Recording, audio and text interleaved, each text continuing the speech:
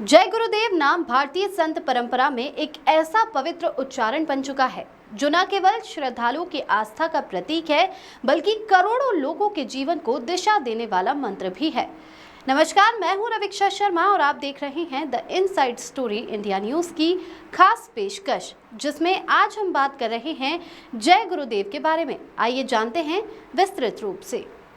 भारतवर्ष में जब नैतिक मूल्यों का हास्य हो रहा था, तब एक महान आत्मा ने संत रूप में अवतार लिया, जिन्हें दुनिया ने बाबा जय गुरुदेव के नाम से पहचाना।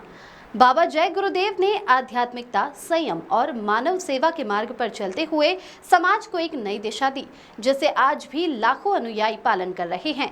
उनकी शिक्षाओं में भले ही साधारण भाषा का प्रयोग हो, किंतु उसके पीछे अत्यंत गहरी जीवन दर्शन की भावना छिपी होती है, जो हर जाति, वर्ग और पंथ को एक सूत्र में बांधने का कार्य करती है।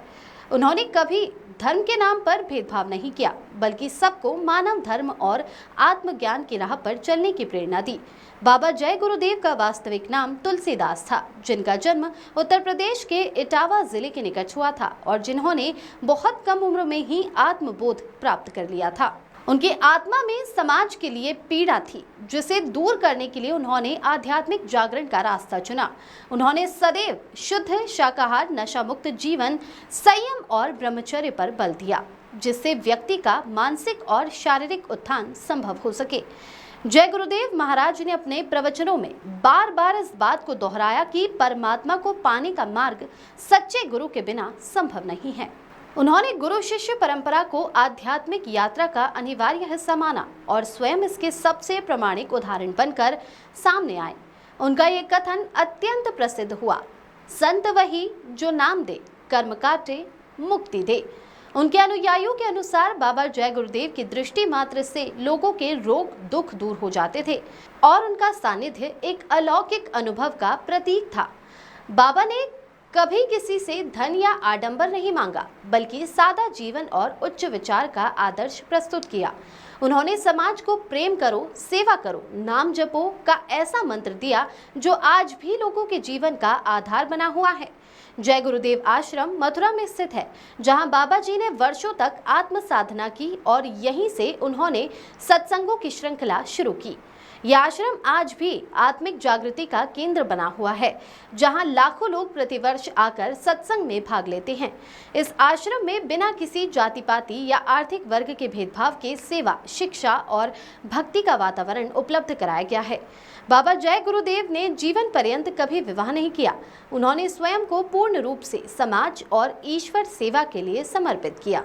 उन्होंने राजनीति से भी दूरी बनाए रखी, लेकिन जब कभी राष्ट्रहित की बात आई तब वे निर्भीक होकर समाज को चेताया।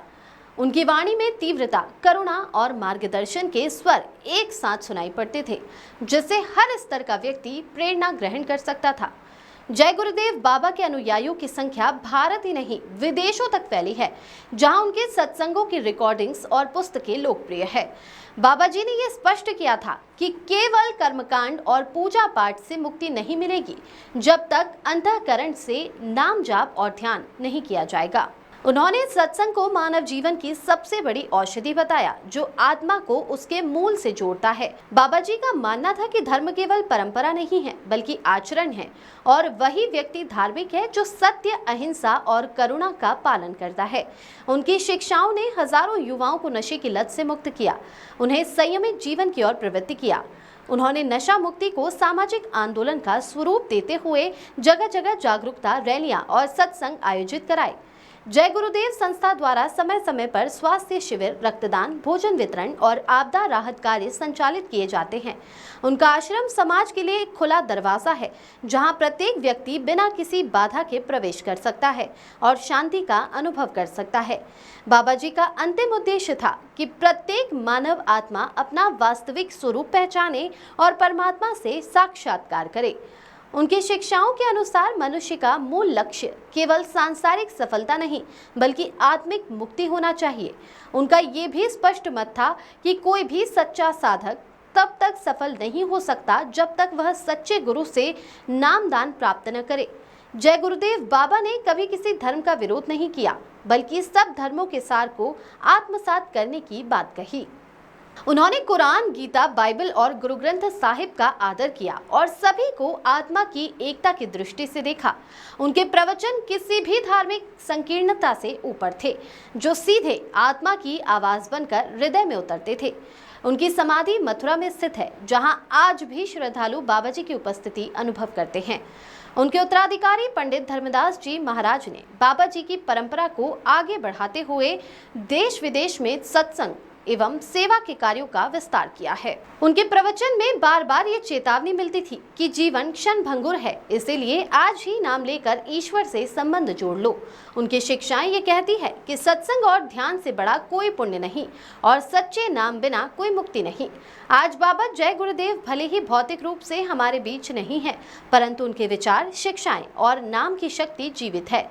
श्रद्धालु ये मानते हैं कि जय गुरुदेव का उच्चारण मात्र से संकटों से मुक्ति मिलती है और आत्मबल जागृत होता है। जय गुरुदेव के अनुयायी आज भी समाज में सेवा, सादगी और संयम का संदेश लेकर घर घर पहुंच रहे हैं। उनका ये उद्देश्य नाम ही मुक्ति का द्वार है, अब जीवन की सबसे गूढ़ सच्चाई बन चुका है।